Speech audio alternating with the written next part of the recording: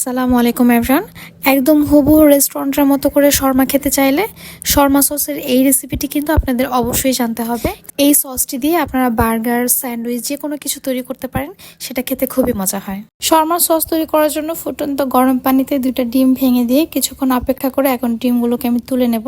ডিমটা ঠান্ডা হয়ে আসলে আমি একটা ব্লেন্ডারে জারে নিয়ে নিচ্ছি। তার সাথে 7 থেকে 8টি ছোট ছোট রসুনের কোয়া দিয়ে দিচ্ছি, 1.5 টেবিল চামচ পরিমাণ চিনি, তার সাথে দিয়ে দিচ্ছি আমের আচার খুবই সামান্য পরিমাণে।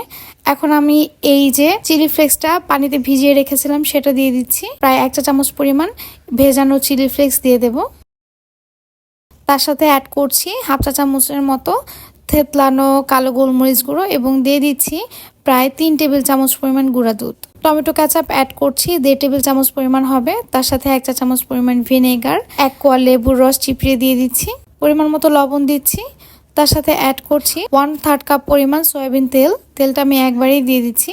তার সাথে আমি আরও সামান্য পরিমাণে পানি অ্যাড করছি। এখন ব্লেন্ডারে জারে ব্লেন্ড করে নিলেই কিন্তু একটা মেয়োনিজ তৈরি হয়ে যাবে। আর দেখতেই পাচ্ছেন মেয়োনিজের টেক্সচারটা কত ভালো এসেছে। এখনো কিন্তু শর্মা সসটা পুরোপুরি তৈরি হয়নি। সসটা তৈরি করার আরেকটি ধাপ আছে, সেটা আমি দেখিয়ে দিচ্ছি। আমি এখানে 2 টেবিল চামচ টক দই পানি ছাড়িয়ে নিয়েছি। এখন টক দইটাকে আমি খুব ভালোভাবে ফেটে নেব। আর তার সাথে যে মেয়োনিজটা তৈরি করে রেখেছিলাম সেখানে প্রায় 1/2 কাপের মতো মেয়োনিজ নিয়েছি। 2 টেবিল চামচ দইয়ের সাথে 1/2 কাপ মেয়োনিজ আমি খুব ভালোভাবে মিশিয়ে নেব।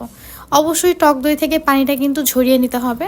আর এইভাবেই কিন্তু শর্মা সসটাকে তৈরি করে, যেটা দিয়ে রেস্টুরেন্টে যে কোনো কিছু বানালে সেটা খেতে কিন্তু খুবই ভালো হয়। স্পেশালি শর্মার জন্য কিন্তু এইভাবেই সসটা তৈরি।